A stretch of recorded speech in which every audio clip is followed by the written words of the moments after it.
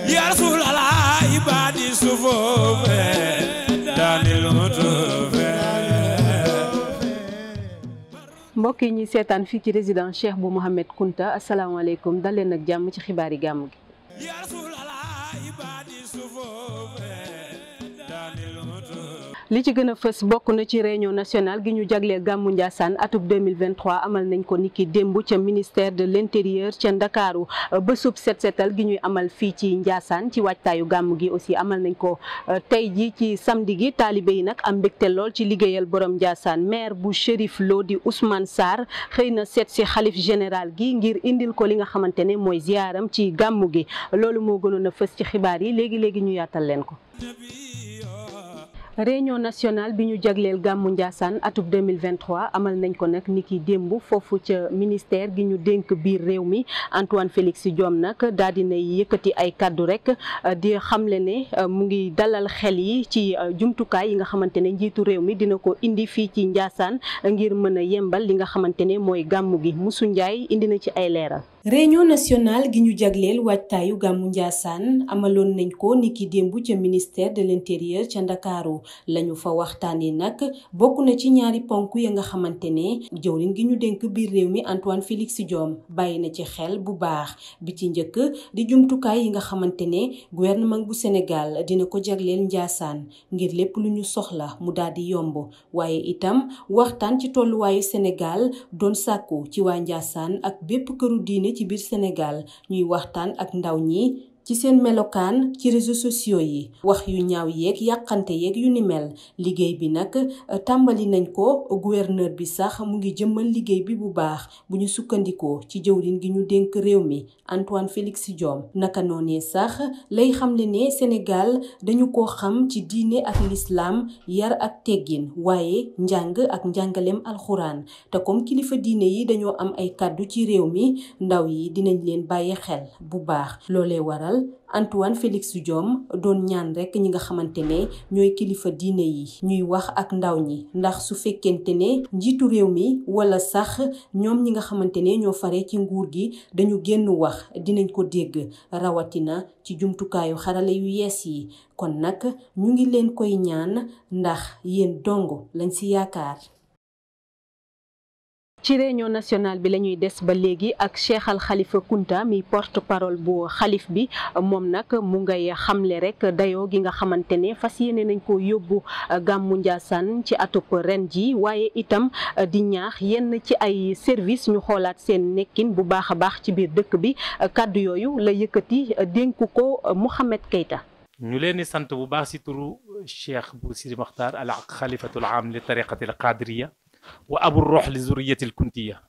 may rappeler rek service yi benn rappel bu ndaw rek si waa service d'hygiène taxawaay bi rafet na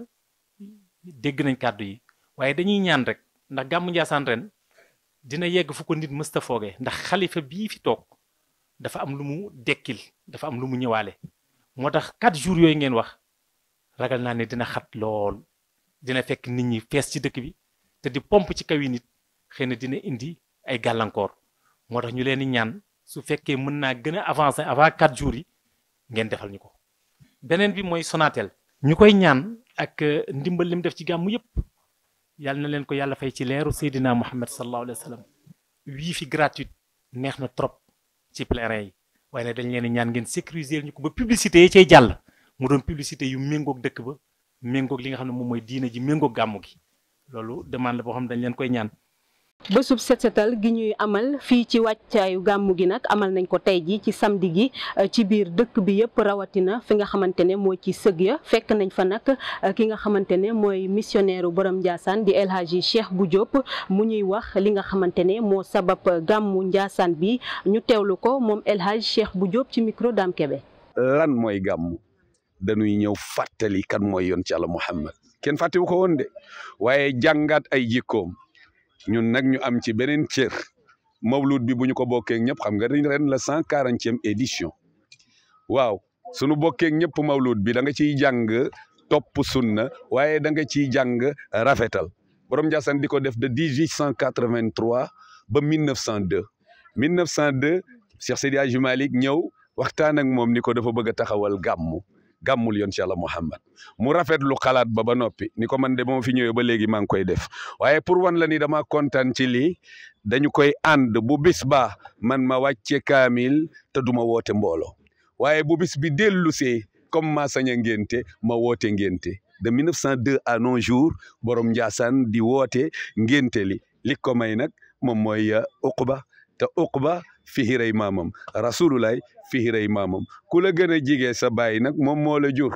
ci gàttal soo ne fihir rek soo ne Uqba rek mooy Uqba bi ngeen xam Uqba ibnu Naafi al mustajab yonent bee ko tudd moo ko toqantal jël loram wu sell wa def ci gémmiñam daal ni haazal mustajabu da'wa ila yawm al qiyam ci gàttal falay yam tey Uqba Naafi moo ko jur ibnu Abdul Qays Luqayt Amir Umayya Zarba Haris ibnu Fihir kon diggante Uqba ak Fihir juróom-ñaari maama fi dox Seydina Muhammad ibnu Abdallah Abdul Muttalib Hashim Abdi Manaf Qusay Kilab Murata Kaab Luway Ghalib Fihir diggante yonent bi ak Fihir fukki maama fi dox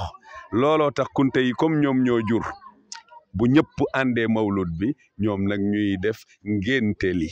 moo tax ma kontaan ci seen loolu ngeen di véhiculer tuddee ko ngénte li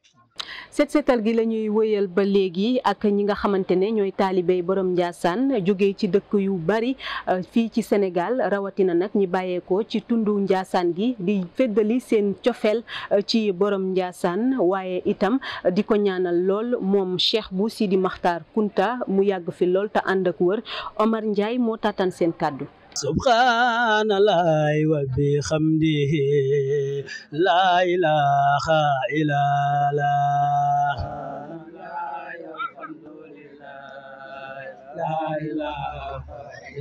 tey dañoo ñëw fii nii ci mbalem dëkk bi nga xamante ne bii sëriñ bi moom moo ko woote te sëriñ Ndiassane moom bu wootee baale ga képp lu waay jàppoon rek ba nga ko ñëw tey ci bis bi nii parce que ñun mënuñoo am lu gën a fort wala lu ëpp loo xamante ne mooy woote sëñ bi. taalibe amul lu ndigal te ndigal lañ fas yéene wee ci lañ fas yéene nekk ba deet ci amuñu lu ëpp suñu dëkk bi